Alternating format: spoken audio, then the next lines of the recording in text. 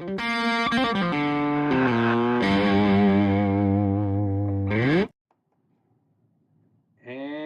good morning. How's everybody doing? Sorry I'm running just a couple of minutes late. How are you doing, Nicole? Good to see you. Welcome to class this morning. Uh, the internet was not working very well at the house today, so I had to run to campus. I got to call Spectrum and figure something out. My internet is not working. But I got my favorite Garrett Cole bobblehead doll here with me, and I'm ready to talk a little bit of developmental psychology. Can you hear me well enough, Nicole? Am I coming through today? Just let me know if you can hear me. Hopefully you can. Nicole, if you don't mind, I'm going to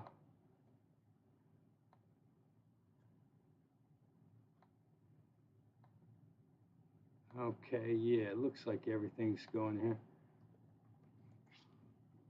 Okay, let's see. Good morning. Okay. Okay, support bobbleheads are good. Okay, so you can hear me. Fantastic.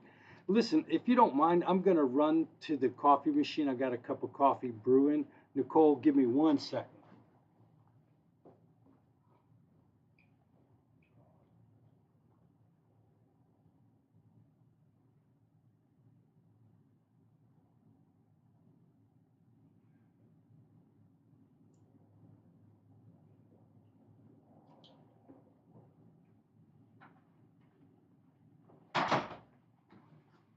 All right.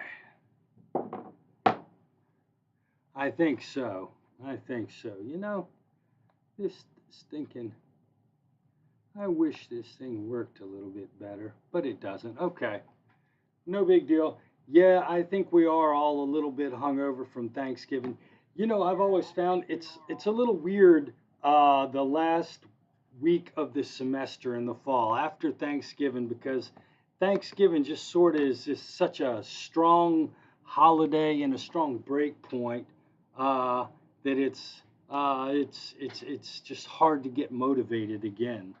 Okay, I see we got victories in the house. Good to see you. Imani just texted me. She must have trouble chatting, but she just sent me a remind text. Imani, good to see you. Thanks for coming today.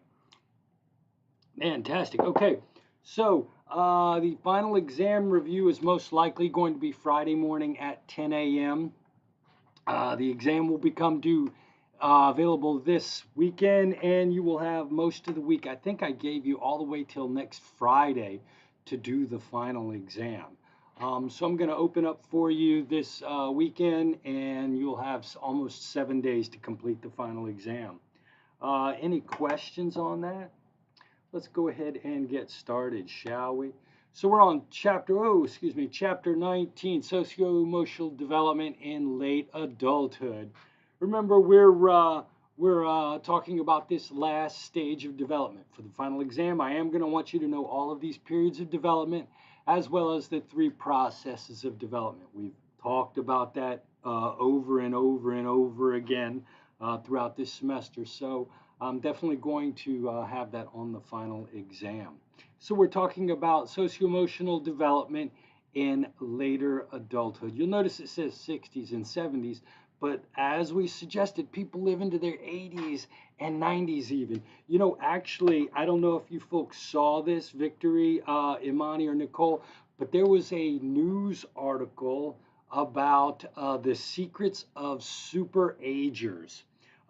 So way back at the very beginning of the semester, we talked about those people, different types of aging patterns. Some people are pathological agers, so they get some sort of sickness or illness, or they lose their mind early in life before they're supposed to, and they die young. You're sort of your pathological agers.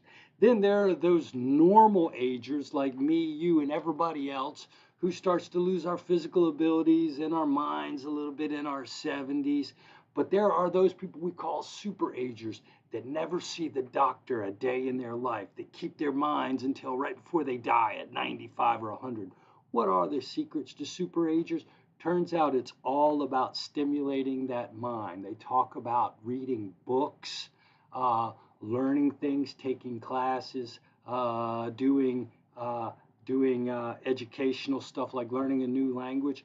So when we say late adulthood is the 60s to 70s, remember today people have stretched out their lifespan to the 80s and the 90s. So let's think of late adulthood as being this thing that's longer than just our 60s or 70s. In fact, you can think about what we might call what we call this old age. So you can think of young old age and old age. Young old age is from like 60 to 80. And, you know, like they said, you're only as old as you feel. If you engage in the proper behaviors, if you get that cardio, lift those weights, do puzzles, and keep that mind strong, stay away from the tobacco and the fatty foods, uh, your young old age from in your 60s and 70s, you're going to be able to put off a lot of those things we typically associate with aging. If, on the other hand, you don't, you're going to have those normal aging process come in. Now, from your 80s and 90s, that's where your behavior really can't help you as much. Some of these things are just going to start to occur in your 80s and 90s, and uh, uh, uh, you can't stop them. So the point being is late adulthood. It's this time in your 60s and growing on, and we can think about this in a lot of different ways. Okay, and when we talk about being healthy, it's that young late adulthood that we can really affect our life's outcomes. So I'm probably going to ask you about that on the final exam. I'm sorry, I hope that wasn't too boring. Okay, let's talk a little bit about Erik Erikson since we are talking about socio-emotional development. For the exam, I am going to want you to know this model very well. As I suggested to you, they talk about this model in, for one reason or another, in the nurses program. A lot of my students go to the nursing program, so we're going to go ahead and knock this out and have this in our mind before we even get to nursing school. And remember, these are the 1, 2, 3, 4, 5, 6, 7, 8 different stages of personality development that Erik Erikson talked about. He suggested that human beings, in the process of developing our mature personalities that integrate us to society, remember, you're not just an individual, you're part of a greater whole, a fabric, if you will, a social fabric. And so we have 8 sort of decisions. He called them crises, although they're not bad. They're just normal decisions, normal lessons that we all have to learn during our life. And he argued that these lessons come at very, very predictable times. If you remember last week or a couple weeks ago, I'm not sure, it must have been last week, no, week before last, when we were talking about middle adulthood from your 40s to your 60s, we talked about everybody trying to build, if you will, what would you call it? What's that thing? Not a reputation, but something that you pass on. So we all want to build what is it when you pass something? A legacy. We're all trying to build a legacy in middle adulthood, making sure our kids grow up and have successful lives. We try to build a home and a retirement nest egg. We may be thinking about taking care of our parents. We may be volunteering. So we're sort of building this legacy. Now, we're in old age. This is the part of your life which you've disengaged from the workforce. Now, remember these ages. Age is just what we would call it's a social characteristic that we make up. It's arbitrary. There's nothing biological about this. So we're going to think of old age as that time from when you disengage from the workforce, okay, until when you die. Could be 60, could be 65, but it's that time. We're talking about when you've disengaged from the workforce, the kids are grown and whatnot. And so now here you are at the end of your life. And according to Erikson, what we're going through this stage is the conflict of what he called integrity versus despair. at this point in your life, you realize that you have come to the end of this life. You have lived your life. Now we look back at that life and reflect on what our life meant. So, in a sense, he argues that what we have to do at this point is look back on our life and make sure that we actually live life in a way that is satisfying to us. So we have sort of this existential identity crisis where we're trying to make sure that our life was worth living as our body begins to disintegrate. So, I go over, I sit with my 83-year-old dad every day. He lives about 7-10 miles from me. I go over there every day. When I'm not teaching, I go over there around 9 and I take him a Bojangles biscuit and coffee. Today I'll take off over there about 11:30 after I finish class. And we sit around. My dad's 82. He's missing. He lost a leg from cancer. He's had a heart surgery. He's old. He's feeble. He's got Parkinson's. My dad's really breaking down. Now, I remember him as a young guy. He was the strongest, most athletic, physical guy I've ever seen. And so now I go over there and he spends a lot of time thinking about what's happened to his body. And sometimes he'll make these wistful statements like, man, boy, I remember when I could do this and I can do this. And he's disappointed that he can't play golf anymore and he can't bowl anymore. And he has trouble getting out of his chair. And so what my dad has to do is we have to sit and try to make sense about how he feels about this fact that his body is breaking down and he is approaching death. My dad's not a fool. I'm not a fool. We know that when you're 82 and you can't get out of the chair and you need people to help you get dressed and take care of your daily things, you're not in a good position. So my dad's body is failing him. And so what we have to do is when I go over there, we talk about things that he did as a kid, how he raised me and his other children. We talk about all the fun things we used to do, all the Carolina football games that we've gone to, the soccer games that we've gone to. Me and my dad are big athletic fans. We talk about my time as a youth athlete. We talk about my kids' time as a youth athlete and how as youth athletes and how my dad got involved with that. We talk about my mom who's been dead for 20 years. And so what we do is we sit around and we talk about dad's life. And what he's trying to do is just sort of, in a sense, decide that he did it okay, right? Because as you approach death, you look back on this life and you want to feel a sense of comfort in how you lived your life. Now, what he argues is that if we can achieve this, if we can sort of integrate the fact that life is moving on with the fact that we had a great life, we can develop this thing, this sense of wisdom.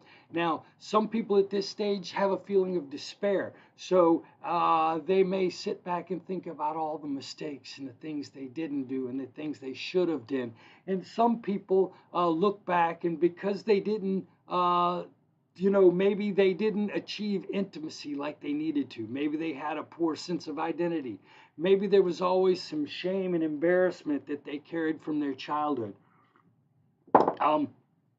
Sometimes people have these broken spots in their personality, and this leads to some behavioral choices in their life. And when they get into old age, they have a feeling of despair because they feel like they didn't do things correctly. And so you want to avoid those feelings of despair.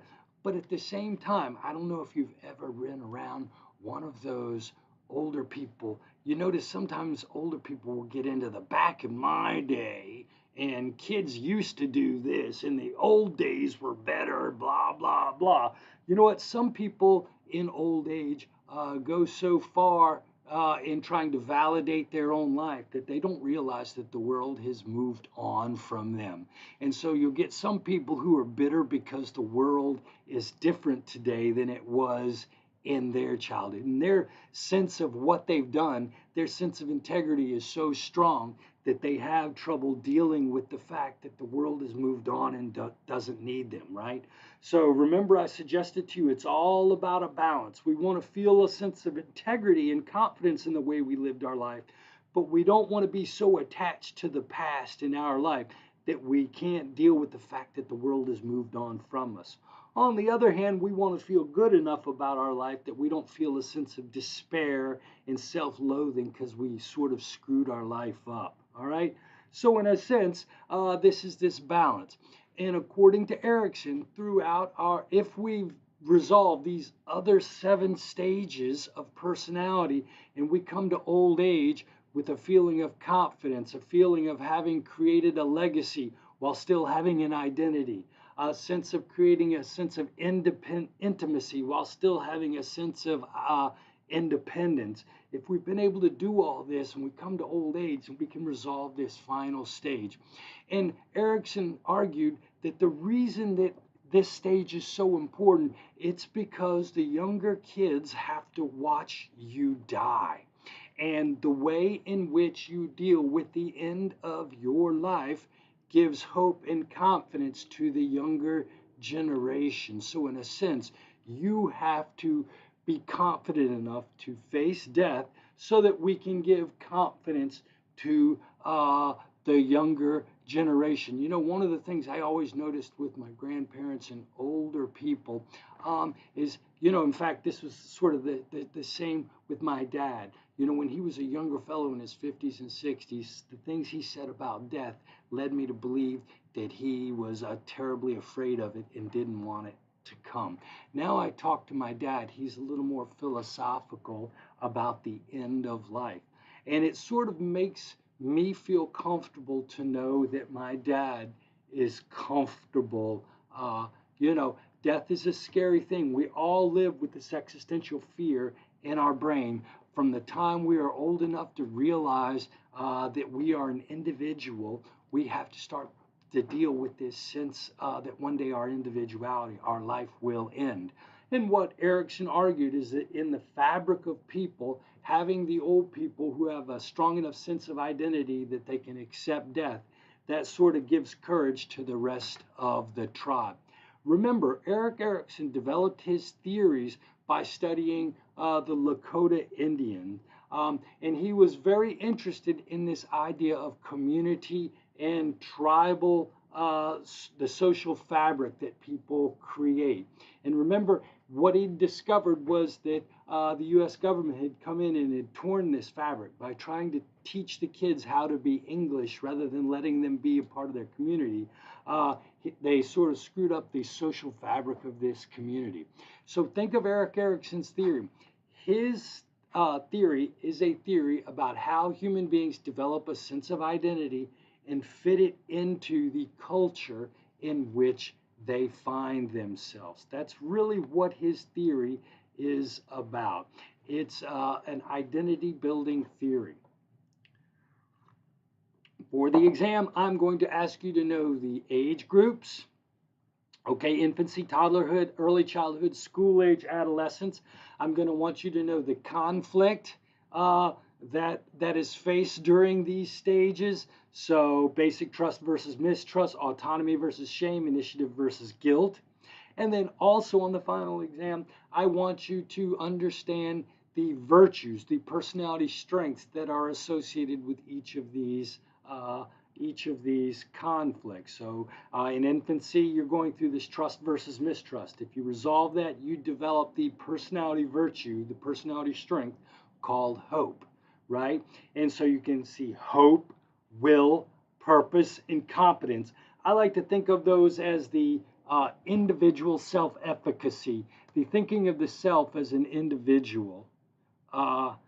Yes, yes, yes. Absolutely, Imani. I think she's finally found her way onto the internet. And so you can think of these first four personality virtues, hope, will, purpose, and competence, as sort of individual qualities that we build into children. Then fidelity, love, and care are really how that individual identity, and then we use those, those 4 things, competence, purpose, will, and hope, to build a sense of identity. If we can build a strong enough identity and we step into the adult world, we have a sense of fidelity. We buy into society and we join the adult community, fidelity. Then we spend the next 30 years of our lives building personality traits that relate to how we deal with the tribe that we are a part of. Do we have a sense of love? Okay. And do we have a sense of care? These are sort of social personality traits, right? And so you can think of this whole theory is talking about how human beings build healthy personalities over the course of their life by how they choose to interact with their environment and their social environment. Okay. Now, so Erickson argued that this stage is a life review where you look back on your life experiences, you evaluate and interpret them. And in fact, if you remember, we have talked about depression as being something that is a part of late adulthood. Just because you make it to late adulthood does not mean it's all peaches and cream. There are people who suffer from depression in late adulthood. And one of the ways in which these people are treated successfully for this depression is through reminiscence therapy, which is a therapeutic technique you can use. So you come back in and you talk with the doctor and you look back on your life and do a life review. You talk about the wins and the losses, right? You celebrate the wins, you put the losses in perspective. And this actually has been known to help people who are suffering from depression in late adulthood. Absolutely reflecting. You know, one of the things that I did not understand as a kid that I now perfectly understand is whenever I would go to my grandparents' house on the weekends, all these old people like to do was sit on the bench outside of the house, and they would get into it would be a group of 6 or 7 old people, and all they did was sit around and talk about the old days, things that happened when they were kids, how they felt when they were kids, and they seemed to get so much joy from that. And I remember as an 8, a 9, and even a 15-year-old, it made absolutely no sense to me why these people could sit outside and talk for hours on end about the old days. Now that I'm getting a little bit older and I'm sitting around with my dad who's in his 80s, I understand the value of this reflection. You're right, Imani. Now, somebody actually asked me a question about this on the exam on the homework question. I do have a trick question. We do talk a lot about individual outcomes depending upon our life's situation, and then people's mental abilities, people's physical abilities, their life trajectory differs based upon their individual habits. This is true. However, I will tell you that the data suggests that self-esteem tends to decline significantly in late adulthood, especially in what we would call old age, right? The period where my dad is in right now, from 80 to 100. You know what I mean? My dad has trouble getting up out of his chair. He can't drive to the store. He can't drive anymore. You have to help him eat, you have to fix food for him. He needs help getting dressed. My dad's lack of autonomy, and the typical lack of autonomy that you're going to see in late adulthood in the 70s and 80s is going to lead to significant declines in self of esteem. Yes, losing autonomy, that's exactly what it is. And my dad is kind of embarrassed, and he says things all the time when I'm helping him. He's always apologizing. And my dad feels bad because he was a powerful man. And I try to tell him it's okay. I understand. I still think of him as that powerful man that took care of me. But in fact, he's not that powerful man. He's become kind of older and feeble, as we all will. And it bothers him, and it affects his level of self-esteem. So what you're going to see is that there is this typical trend with self-esteem in late adulthood. Now, actually, it's kind of interesting. If you look at this self-esteem scale right here, it's going to show you how self-esteem tracks as a general rule across our entire life. Look at this, man. Our self-esteem is the highest when we're 9 years old, man, when we're learning how to ride bikes and fly airplanes and play with whatever, man, and before reality sets in, before we have to form our identity, before some little boy or girl breaks our heart or somebody embarrasses us in front of the class or those teenage years. And then you'll notice self-esteem drops pretty precipitously. And man, those teenage years are tough. And I'm sure some of you are still in those tough teenage years where you don't feel confident about yourself and you don't feel good. And then over the course of your life, your self-esteem, your confidence is just going to rise. And I'm telling you, it's this weird phenomenon. As you get a little bit older and you start getting gray hairs and wrinkles and stuff, instead of feeling worse about yourself, you're going to feel so confident. And right now, as a 50-year-old man, you can't tell me shit. You know what I mean? I am super confident. And it goes all the way up. But then self-esteem is going to peak in your power earning years.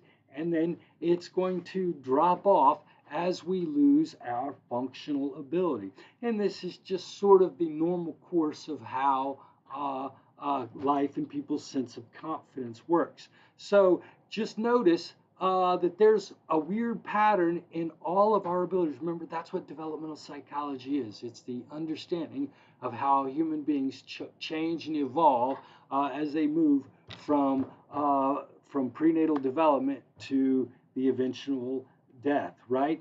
Exactly, Victory. They feel sad. And you know, it's weird. You tell them how, you remind them how powerful they used to be and how they helped people when they were younger and how this is a normal thing. You know, my dad feels absolutely terrible, Victory, but I remind him how he raised me, how he raised a family, how he took care of his mom, and that this is just the normal course of things.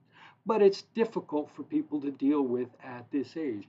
And each and every one of you and me, we all have this coming for us at some point in our life. Exactly, right. My mom was the same way, Imani. She wanted to die young rather than be a burden on people. And I sometimes was a little bit terrified by my mom's fatalistic attitude towards life. And I'm not sure sometimes if that didn't contribute to her early death. Now, so that's how self-esteem is going to change. Remember, over the course of the lifespan, your self-esteem is highest as a 9-year-old, it's lowest as a teenager, and then it continues to rise throughout your life until you start to lose your physical abilities in late adulthood. Then it's going to tank back down, right?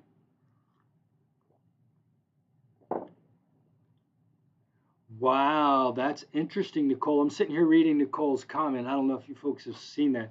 Her fiance just had a conversation with his mom while I was visiting my family about how she's been treating me very dismissive. And he discovers because of her pride and feeling stupid.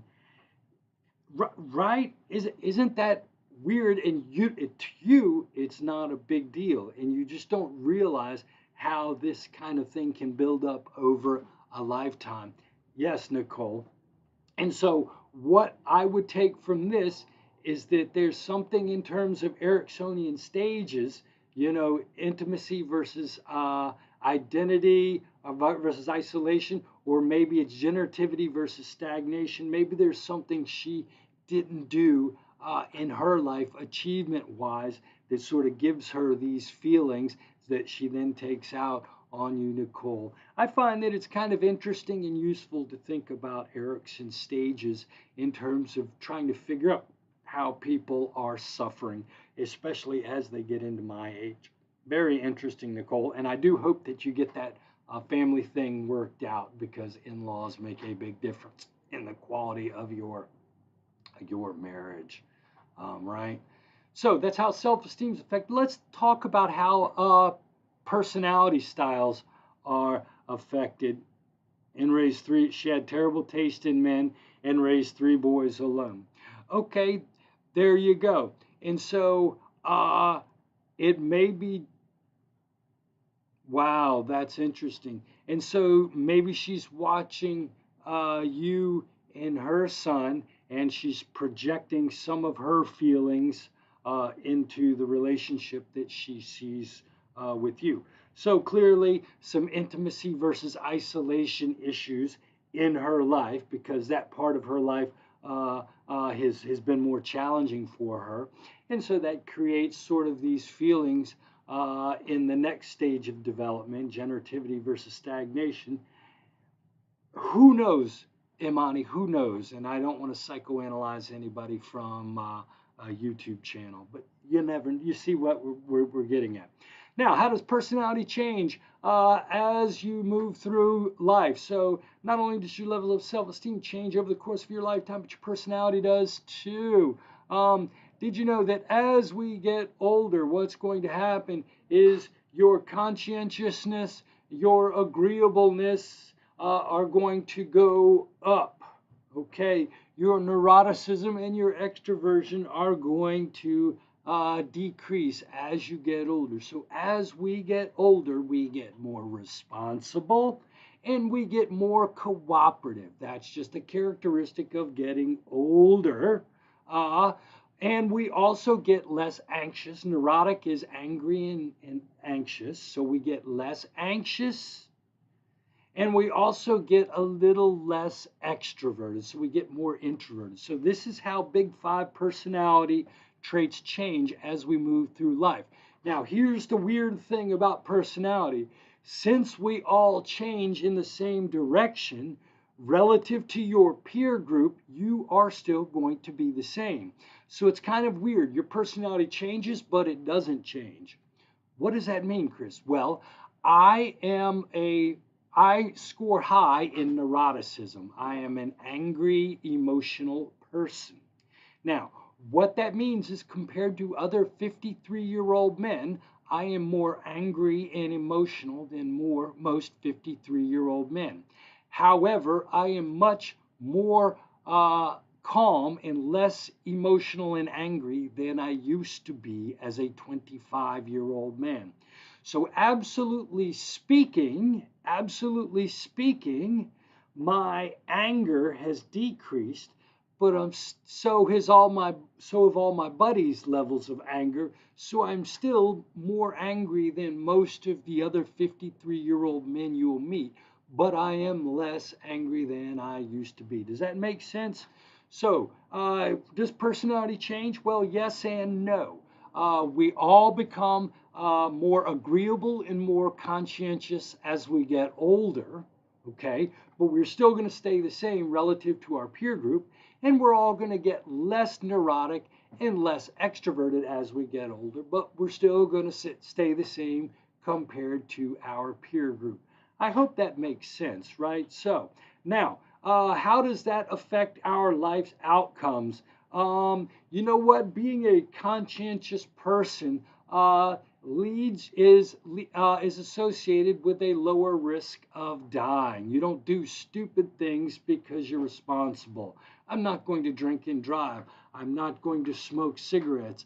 I'm going to do those things that I should be doing. Conscientiousness is going to predict lower mortality risk. It turns out, I hate to say it, my bad temper is linked to negative emotions and a higher likelihood of heart disease and weakness and sickness. My emotions could be the death of me. Okay. Less likelihood to develop Alzheimer's disease with higher consciousness. Higher levels of agreeableness and low levels of neuroticism are less likely to develop dementia. So you know what? I can be a disagreeable, stubborn, and neurotic guy. So I have an increased risk for dementia as a function of that. If I become more introverted, I'm likely going to end up as a hermit lady living at the edge of the woods. Maybe. Keep that in mind as you get older, hermit lady. Okay? And so higher levels of conscientiousness, openness to experience, agreeableness, and extroversion are going to be linked to positive emotions. Now, remember, as I suggested, one of the reasons our self-esteem begins to tank as we get older is because we lose this sense of autonomy. In fact, I forget who mentioned that. Somebody mentioned that. A couple of you, I think. I see Victory and Nicole. I see several of you talking about losing autonomy and its effect, Imani, and its our effect on our feelings of confidence. Autonomy, feeling confident and in control, is associated with increased feelings of well-being, decreased levels of depression, increased ability and energy moving around, less medical complaints, and actually a longer sense of life expectancy. So look at this deal right here. This is actually on your homework. Here's the deal. Langer and Rodin did this really cool study in this long-term care facility back in the 1970s. So they went to this long-term care facility, and it wasn't a perfectly experimental study because they just compared already existing floors, but they went into this multi-floor long-term care facility with older people, and they compared two floors.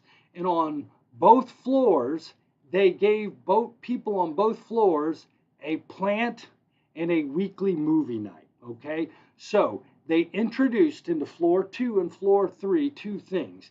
They gave patients on both floors a plant. Every patient got a plant, and they also had movie night on both of these floors, weekly movie night, some entertainment for these people. Now, on floor number 2, they told the people, this is your plant. You have to take care of this plant. It is up to you to water and feed this plant. They also had people on floor 2 vote which movie they were going to watch each week. So they gave people on floor 2 a plant to take care of and a choice in their movie theater. So they gave people on floor 2 a sense of autonomy or control. Now, the people on floor 3 also got a plant, okay, and also got a movie. But for the people on floor 3, they said, here is your plant. We will take care of this plant for you. We will come around and water and feed this plant. This is your plant, but we're going to take care of you for it. And for the weekly movie, the administrators chose the movie and didn't give the people on floor 3 a choice to choose their movie. So both floors, each person on both floors got a plant and the ability to see a movie. But the people on floor 2 also had choice. They had to take care of their plant and they got to choose their movie. The people on floor 3 didn't get to take care of their plant and didn't get to choose their movie. They then followed these people for the next year. And what they found is that the people on floor 2 had fewer medical complaints, reported more happiness, and here's the kicker, they were less likely to die. They had a lower death rate. So what did we learn from this very famous study done by Langer and Rodin in the 1970s? They found that giving people a sense of control actually makes them feel better and extends their life and increases their expectancy of living. Now, no, I haven't, Nicole, but now that you mention it, it sounds to me like I need to read it so that I can talk about it. Go ahead and type about it in the chat bar if you want. Now, but what I'm going to suggest while Nicole is telling us a little bit about the villages is for those of you who are going to find yourself in long-term care facilities, or for those of you who take care of people who are in later life, for people like me, I take care of my dad who's an 82-year-old. It's really easy sometimes to do everything for an older person. It's sometimes easier to tell my dad, sit there, I'll get your coffee, I'll get your food, I'll do this for you, I'll get your paper. But you know what? By taking that away from people, sometimes you are actually not helping them at all. So one of the things that I try to do with my father is that when I repair his house because he's too old and too poor to fix his house. And so I had to do a repair for him this weekend. I went by and picked him up and I took him to the store with me, and it was a very cheap thing to buy. So I let him buy the part that I was putting on his heating and air conditioning system. And I let my dad make decisions. And by giving him a sense of control, you can improve the life outcomes. So having a sense of autonomy, especially later in life, is going to lead to a sense of well-being and better outcomes for your life. Now, are you as good as you were even in middle adulthood? Absolutely not. However, what older people learn to do is they learn to optimize their behavior by choosing their battles. They know what they can do and what they need help doing. And they find ways to give themselves crutches, if you will, in situations where they're not going to do as well. So, successful aging is related to the following. So, you become more selective in the things that you do, and you work on doing the things that you can do well, and you support yourself in the things that you can't do. So, my dad does some things well, but one of the things that he can't do is keep track of the day and the time. He's 82, he's got a little Parkinson's going on. So we bought this big clock that sits right in front of him all day, and it's got the date and the time and the day of the week. And so now dad feels a lot better because that's just one thing that he can't do. He can't keep track of what day it is and what time it is. So we support that one weakness in his overall functioning.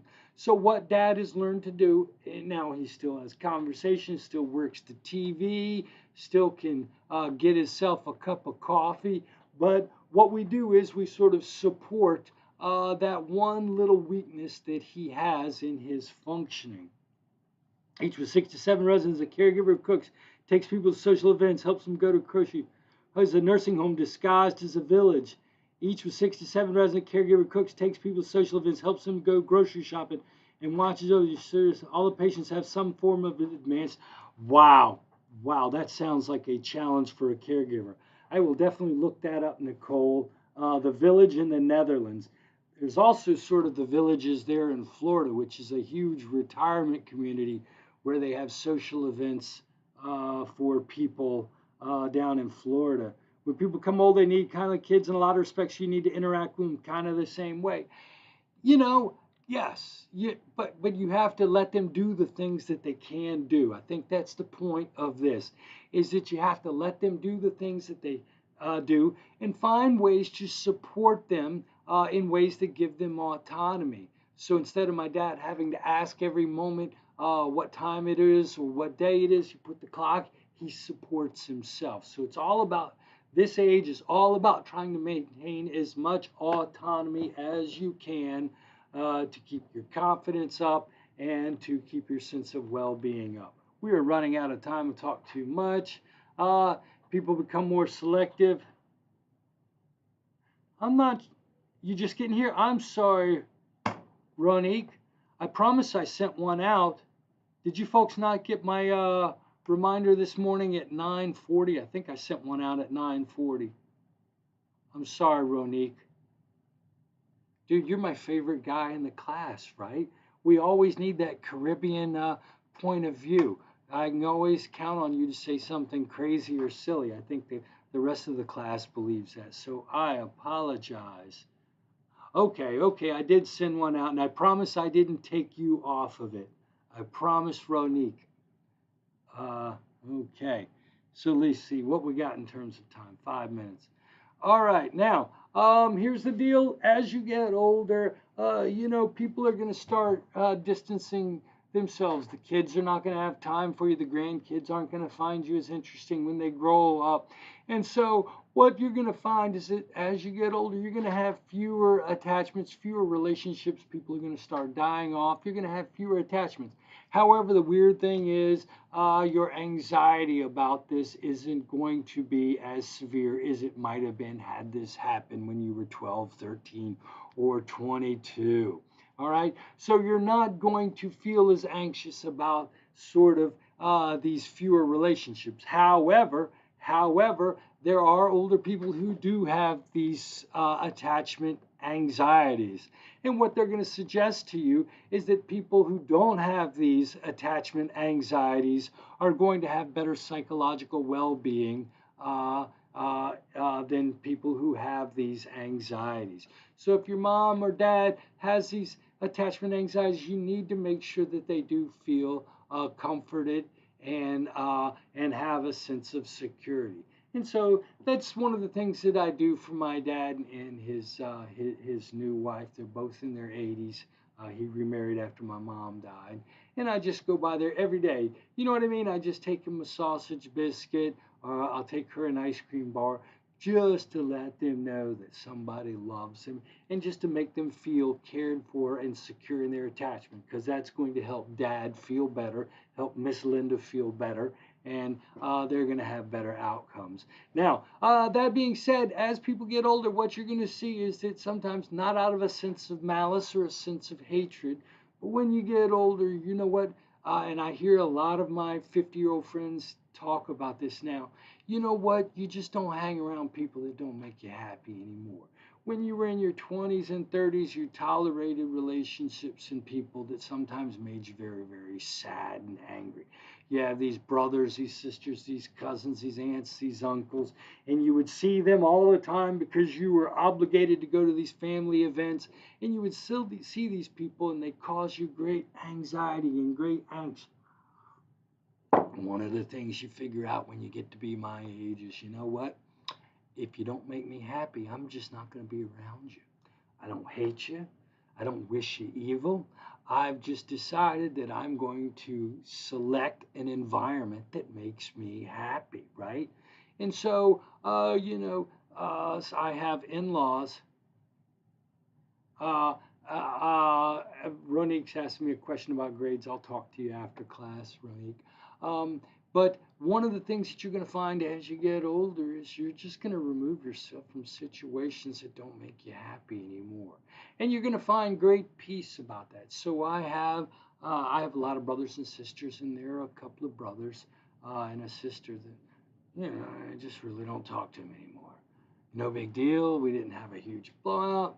There are just some things that have happened over the life that have just made it better for me to do my own thing and they do their own thing. And what you're going to find is that as you get older and move into this page, you're going to feel comfortable. You're just going to cut people out of your life. Again, not in a mean way. You're just going to carve your social environment down to those 4 or 5 people that really give you joy. It's kind of cool in a way when you feel comforted enough to spend people to fill my cup.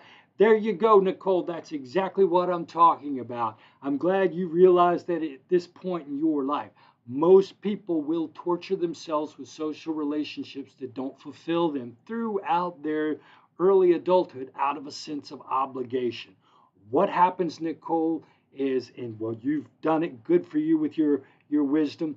But at my age, man, if you piss me off or hurt my feelings, I just don't do it anymore. A smaller circle is better. Absolutely, right? Right? So, now here's the deal. You're not out making as many friends as when you are a young kid. Think that's going to change now with the COVID environment and this virtual society that we live in. I don't know if any of this stuff on friendship makes sense anymore. Is what you're going to find is that people are going to gravitate to their lifelong friends. And this isn't a time necessarily of expanding the social circle as just whittling it down to those people that really, really give you peace. And I can see that I absolutely must have hit a place that resonates with all of you, because I see the comments are blowing up here.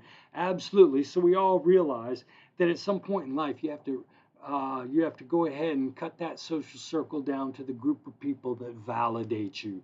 And, you know, remember when you were a 16-year-old kid, you wanted to fit into that group that didn't want you. And as you get older, you realize, you know what, the hell with that group. I'll take the group that makes me feel good, right?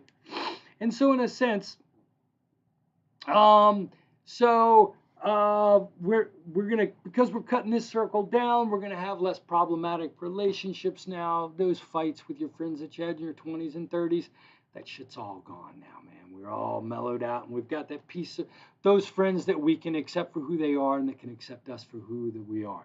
Now, friendships are even more important than family in predicting mental health, especially at this age. And this is because your family's grown up and they're doing their own thing and building their own social circles. So this is a good time. This is an important time for people to have their own social circle. And in fact, that's where we talk about this thing called the convoy model of social relations. The cool thing is you've developed a lot of friends over the course of your life, and these are going to be the people that you ride with as you move into the later years of your life. Those people you've known for 30 and 40 and 50 years. And maybe you never thought of them as that person that was going to be your lifelong friend, but they've just seemed to follow you. Life circumstances have created sort of this fabric between you two, this sort of this connection, this lifelong connection. So in a sense, you're going to find when you get to my age that there's going to be a group of people. You never would have picked them when you were 14. You liked them, some more some more than others, but these just seem to be the group of people that you've carried with you through your life. And these are going to be the people that support you during this time of your life. Now, having a sense of social support, having this group of friends, this bingo group, this church group, whatever, is going to lead to increased levels of life satisfaction, decreased symptomology, and less sickness and illness when you're older, less depression, less need to be taken care of. At some point, we're all going to need some sort of advanced care, but if we could put that off as long as possible, and you're going to be less likely to die. So if you think about it, we talked about autonomy and having social connections. Those are two things that are going to be really important during this age. Crafting and cutting that social group down to those group of people that really make your life meaningful and add something to your social circle, like you've all been mentioning in the chat. All right, and carrying those people through with you as a means of social support, and having some way to feel a sense of autonomy, a sense of self-control. These are going to be the two things that are important to people during the later periods of their life.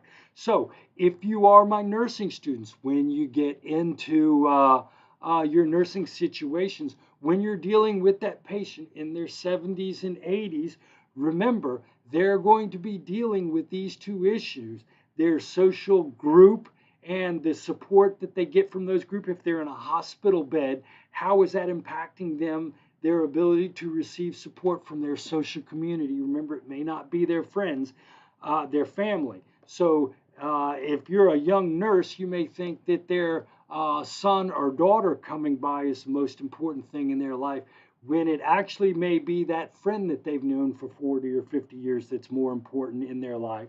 So, if you're controlling visitation with your older patients, remember how important those visits are. And then you want to be able to make sure that your patient, whoever you're caring for, can feel some sort of sense of autonomy. So I think the reason that developmental psychology is important, especially in the nursing profession, is because you're helping people of all different ages. And it's important for you to know what psychological needs, what cognitive needs, what abilities they have, and how these abilities are going to affect the choices that you make in your therapeutic setting. What are you going to say to them? What are you going to help them to do?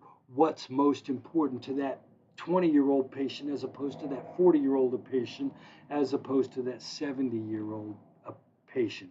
And at this point, remember, it's the close network of friends that this older patient has developed that are going to be just as important as their son or their grandchild and that they're going to need to have some sort of sense of control. Especially when you go into a hospital, you lose a sense of control. So anything you can do as a nurse to help your patient feel in control is going to be useful and good. Okay, you know what? We have run out of time. Read this last slide right here on patterns of romantic attachment. You know, my mom died when she was 67. My dad was 65. 3 years later, at a school event for my children, he met a lady who had two grandchildren. He had two grandsons, one in first grade, one in third grade. She had two grandchildren, one in first grade and third grade. They met at a school bowling party, and my dad remarried in the mid 60s to a wonderful woman named Linda, and both of them have really done a lot to support each other and make each other happy during these later stages of your life. I absolutely love my mom, but Miss Linda has been wonderful for my father. And that means that people in late adulthood, they are not done with love just because they are past their prime or they have gray hair. So read all about the patterns of romantic attachment that are characteristic of late adulthood.